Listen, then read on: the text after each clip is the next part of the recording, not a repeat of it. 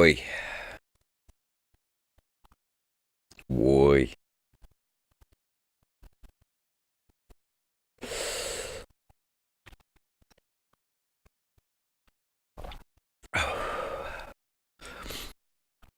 Wagwan people. Wow. Okay, so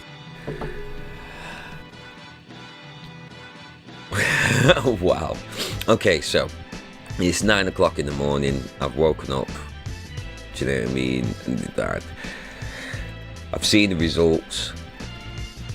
It's election day. I'm recording this. I've woken up the morning of, the day after election day, and Trump is going to be the next president of the United States of America.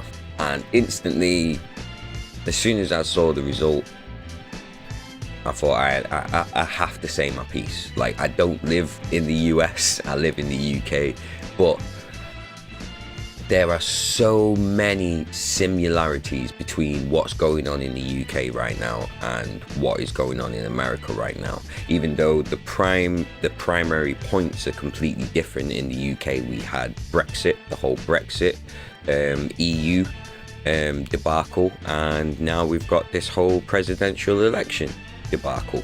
I do call it a debacle because it's crazy. It seemed more like a TV show than an actual event that holds the fate of so many people's lives within its hands, and the main thing that is so magnificently apparent about both situations is, and what's going on in the UK right now, is we have two candidates, one from the UK, one from the US. In the UK, our candidate is called Jeremy Corbyn. In the US, he is called Bernie Sanders. Now, these two people seem to have been completely forgotten in all these political talks and stuff like that. And the reason why I'm mentioning these two people is because when you look at the whole picture, and you look at the aftermath of these events that we've had, like in the US, the election, like in the UK, Brexit. The thing that I have found in both situations is the day after, people are so unsure about the choices that they've made. Like, ridiculous. They are so hell-bent, leading up to it, they are so hell-bent on their choices. No, it's this or that. But afterwards, there's this humongous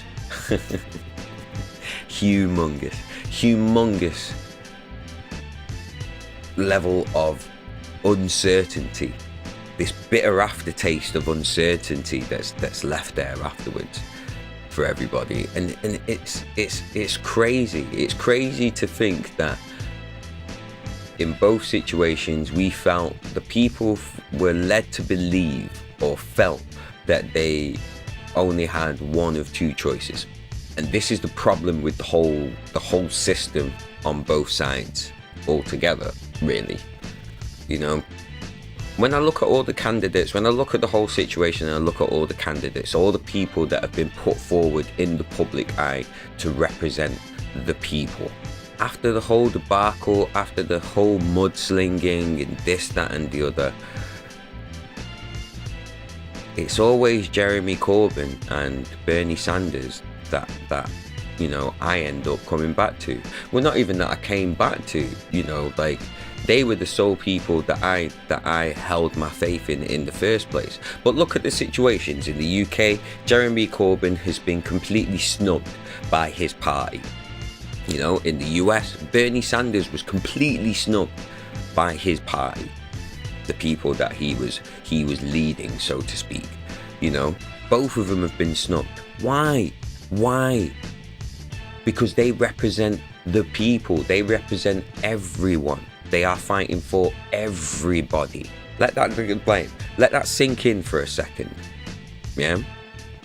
Bernie Sanders has not been on any kind of campaign trying to sling mud on any of the other candidates that are out there. He has stood firm in what he believes in and his principles, and so many people backed him. So many people backed him. But then he was taken out of the running. Completely taken out of the running. Exactly the same with Jeremy Corbyn in the UK. No mudslinging, no calling names, no this, that and the other. Representing the people. Completely sabotaged by his own party. The Labour Party want nothing to do with him. They've all lost faith in him, apparently. And then you look at the actual parties that these people were in. In terms of the US, I have no idea. I have no idea who really represents who, because you all sound the fucking same. Because you're all doing as bad as each other. The only person who I look at over there is Bernie Sanders. Again, because he has not partaken in any of that fuckery. Labour, you seem so far right now. It is untrue. It is ridiculous. Not the same party that I used to look up to. But Jeremy Corbyn, fully backed, mate. Fully backed. But he's been completely taken out of the running. The parties aren't even really talked about. The policies of each party are not even talked about. It's just the people themselves. Donald Trump, Hillary Clinton. A hate monger in some people's eyes, or a warmonger in other people's eyes. In the UK, David Cameron, well, he's not even in the running anymore because he's fucked off. We got Theresa May, who nobody has any kind of faith in. She wasn't even elected by the people. David Cameron resigned. Theresa May took his place. No one asked for her. But yet the people that represent all the people, and I'm talking all people, of all races, of all classes, except for the elite, except for the 1%. Jeremy Corbyn spoke for all those people. He talked about the people, not the country and what the country stands for. As much as he does represent his country, he was more about the people, humanity, people's lives, people's livelihoods. Not the people that are all right, the people that are struggling. He wasn't using cliches or buzzwords or anything like that. He was actually speaking from the heart. You look at his day-to-day manner. You don't see him riding around constantly chauffeured in expensive cars. You see him on the underground, you see him on the Met, you see him on the bus, you see him on the train. Bernie Sanders exactly the same. He's with the people. You look back in history, you look back at these people's history, you see them being arrested, being handcuffed, protesting, civil rights movements for humanity. I'm not talking about MGTOW, feminism, Black Lives Matter, separate group. No, civil rights for all people. Why is it that the people that are talking for all people, actually talking for all people, but because they're not as outlandish, as flamboyant as the other candidates, the other people that are put forward, the other choices, they get snubbed? I've heard so many, do you know what I mean? I've watched so many videos on both situations, you know, because I have to do my research. And people are so quick to just shut other people down. Even with watching all of these videos, trying to get some sort of balanced idea of what is actually going on. What is it that people are actually arguing against? What is it that people are actually fighting for? Without having to call names to try and slander other people and stuff like that. It's so easy for people to do that. Yet the easiest thing that people can actually do is just talk and listen, reason with people. It's crazy that people don't actually do that. I know that some people do, but it's not a large majority. It's not, it's you know what I'm saying? Like, it's not, a lot of people claim that they do. But then when you actually look at what they're doing, listen to what they're saying, they're not really doing that. And then if that's the case, then what are you left with? You're only left with two evils, which is what happened in the UK with Brexit. Because there was always going to be a level of uncertainty of whether we remain, what's going to happen, whether we stay, whether we leave, what's going to happen. There was always going to be a level of uncertainty. The whole premise of that fucking shit was the fact that David Cameron said that if you vote for me, I will put into action this referendum that nobody asked for. That nobody wants to talk about that. Everyone's so hell-bent on their choices, their beliefs. Nobody wants to reason about that. It's either one or the other. Even when it comes down to voting, I'm going to vote for a third candidate. Oh, we can't do that because that if you vote for that, then that means your vote is automatically going to this person that I'm not voting for. Hold on, isn't there a choice? Aren't we supposed to have a choice? Why does it have to be what's put in front of us when we as people know that there are other choices there?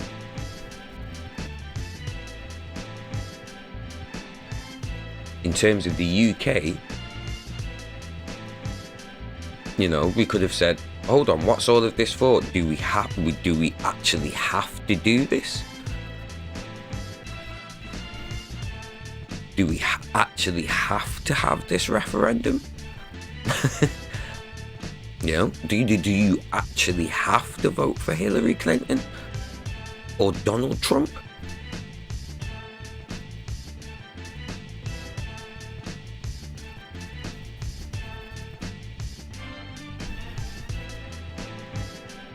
And like, the only thing that I can say about Donald Trump, because I've been asked my views on the US election a few times from Americans, from my American friends, and you know, the one thing that we all can agree on is that the reason why Donald Trump has probably got so much popularity is because he is not a politician.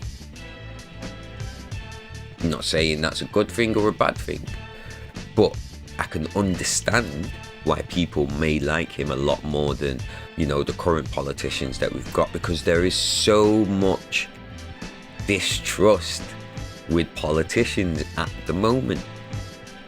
Oh, well, not at the moment, probably been for a long time, a very long time. That's the only thing I can say about Trump in terms of what I think about him as a potential president. He's an idiot. He's an idiot. He is an idiot. Look at it. I don't need to say the things that he's done. Look at the things that he's done. He is an idiot. I can't really talk about his policies or anything like that because he's not a politician. He's not got a history of being a politician. He's just a person. He's just a very successful businessman, entrepreneur. You know, that yes, because of all the money that he has and how he's been smart with his money, some will say, but I don't know, because I have never had that amount of money, so I can't comment on his business practices, whether it's good or not, you know, being bankrupt or anything. I can't comment on it. I've never been in that position. But because of what he's done and the power that he holds, because he has so much money, you know, he is where he is. To me, that doesn't necessarily mean that he is fit for the job, you know, because he's not a politician. But I can't, you know, in terms of what he is coming out with, the things that he has said, and I'm going off the things that he has said, not what everybody else is implying, the things that have come out of his mouth. I believe him to be an idiot. I believe him to be insincere. I believe him to be a sensationalist. Because I can't really say whether he truly believes the things that he is spouting or not. I'm not in his head. I'm never going to make that assumption. But I am going to call him an idiot for the things that he is saying. If you want to make that your own opinion on what he is saying, you are glad that go and find out yourself. If you've been living underneath a rock, you know, if you have, good on you, because sometimes ignorance is bliss. Sometimes in these situations, ignorance is bliss. But if you haven't, then you know exactly what I'm talking about. And I don't back him in any way, shape or form. But at the same time, I don't back Hillary in any way, shape or form. The only thing I can say for her is that the potential of her being the first female president, yes, I can understand why people are getting behind that. And I will get behind that if she was a better candidate for female presidency. Like, nothing against her being a woman. I'm all for that. I have lived through historic moments in my life, historic events. Do you know what I mean? I lived through 9/11. I lived through the first black president. I would love to live through the first female president. I'm not saying that 9/11 was a great thing, sorry, but it was a historical event. This is what I'm saying. These are all historical events. Things that some people never thought would happen, yet they have happened. Again, with Hillary Clinton, she's an idiot. Within the boundaries of the law, she's a criminal. She's done things that are technically against the law. This is why I can't back her. The person I would have been backing if I was over there is Bernie Sanders. But look what happened to him. You know? I feel like these are the things that we kind of need to sort of take a step back, calm down the outrage, because it is still early days. Same way that I can't believe that everything that Trump was saying will definitely happen now because he's in power. Look at Obama. Look at the things that Obama promised that he would do and he would change. And he's only been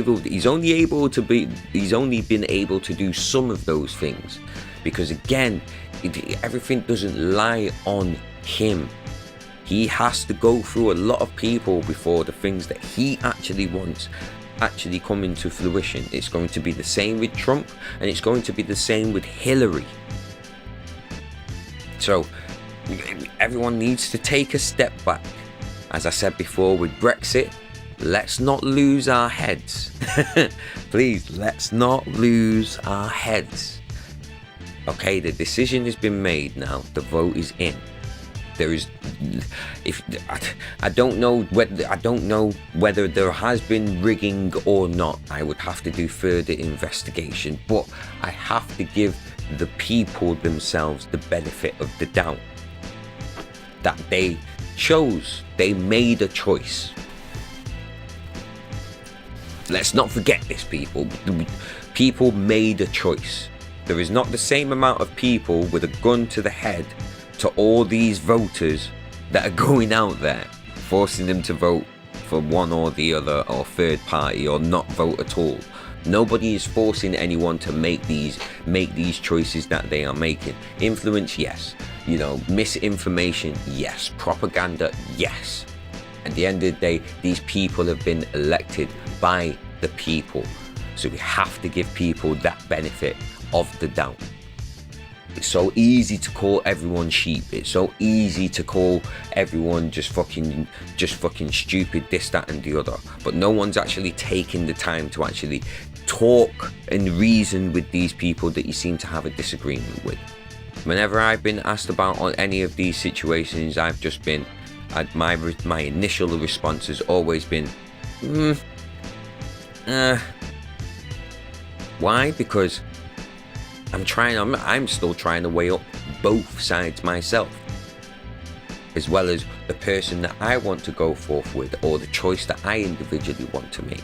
But I'm only going to learn myself if I talk to other people, if I reason with them, and if I actually, if I'm as tolerant as I say that I am, then I prepare myself for the fact that someone is going to say something that I may not necessarily agree with. But I'm going to ask them why. I'm going to give them my reasonings as to why I don't agree with that. I'm not going to call them irrational. I'm not going to call them idiots. I'm not going to call them racist. I'm not going to call them bigots, or sexist, or misogynist, or any of these buzzwords that are just being thrown about left, right, and centre, willy-nilly, all over the place right now. All over. Just shut down conversations straight off. Block. Mute, block, this, that, and the other. Just shut down. And then look what happens. The world is so divided right now. Like, ridiculously. The UK is extremely divided right now. The US is extremely divided right now. And these two countries are having a massive knock-on effect on the rest of the world. A few months ago, Europe and the rest of the world, but mainly Europe, had all their eyes on us and the decisions we were going to make. Now America and the rest of the world, but mainly America, has all its eyes on the decision that you guys have just made. And these things are going to have a knock-on effect on the rest of the world. Everyone seems to be so black and white right now. Nobody is appreciating the value in colours. No one's appreciating the value of entering the grey area and really trying to figure out these complex issues that all of us are facing right now. No, it's black and white. I'm almost at the point, me personally, with everything that's been going on, my final thought on all of this, I'm almost at the point of just not voting. I'm almost at the point of just not partaking in these broken systems anymore, and actually looking for discussion on real ideas that will involve everybody. And I do mean everyone. All lives. Because all of us, if you are not part of the elite, if you are not part of the upper class, and again, I've got no problems with you guys up there, you know, you guys are cool. We're kind of struggling down here because the decisions that you guys are making is really making it hard for us. So I'm focusing on us lot, the ones that haven't got the equal opportunities. Not outcome, opportunities. We've not got these equal opportunities yet. There are billions of people that are in this lower class bracket, this lower to middle class bracket, lower middle class bracket, that are struggling to fuck right now. So I'm going to engage in discussion, actual discussion and reasonable debate with these types of systems, rather than still partaking in these broken systems of name calling, generalizations, backhanded censorship. I'm gonna talk to people, everyone who is willing to talk and discuss and actually partake in actual progression. The systems that we have got right now, people, they're not working. And we all really need to start thinking about this. Because when we look at both sides, what choices do we really have? We are picking the lesser of two evils. They're still evil, you know. They are still evil. It would have been a very worrying time for everyone, regardless of who came into power. Same in the UK, regardless of what decision would have been made, it would have been a very worrying time for everybody, because these things have been put in place. So we need another solution. So let's start working towards another solution. Let's actually come together, everyone, and let's start working towards another actual solution. The only way we can do that is by actually talking, because just shutting people down, using generalizations and things like that, they're not working anymore. They're not. They're causing more harm than good, and a lot of people are getting sick and tired of it and can start to see through the shit now. So let's get our heads back. Let's not all lose our heads. Let's get them back. Let's put them back on our shoulders. Let's really take this time to think about what's going on, and let's come together and actually find a proper solution. Yeah. Sorry, this has been a long rant. Like, I had to just do it straight away. It had to be off the cuff. I had to just say what was on my mind. I hope you understand. I hope you know that there's no malice, there's no ill intent, there's no disrespect to anybody. I'm saying these things. I'm just pointing out all of these things that are going on and just highlighting the fact that it's crazy right now. It is absolutely crazy right now. We are in such a horrid time, a horrible time of uncertainty right now. I mean, we've all got to see that. You know, but I'd wholeheartedly, Bernie, I'm sorry, man. It should have been you. Jeremy, I'm sorry, my brethren. It should have been you. If you don't know who I'm talking about, search these people out. Search their policies. Make up your own mind.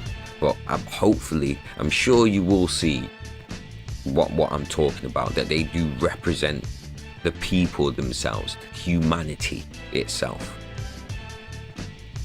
Because that's what we really need to get back. Our sense of humanity. We really need to come together as a world and start really fixing shit, yeah? Anyway, I'll let you go. Don't want to take up any more of your time, but thank you very much for listening if you've made it this far. I hope you have an amazing day. Take it easy, and sincerely from the bottom of my heart, blessings to each and every single one of you.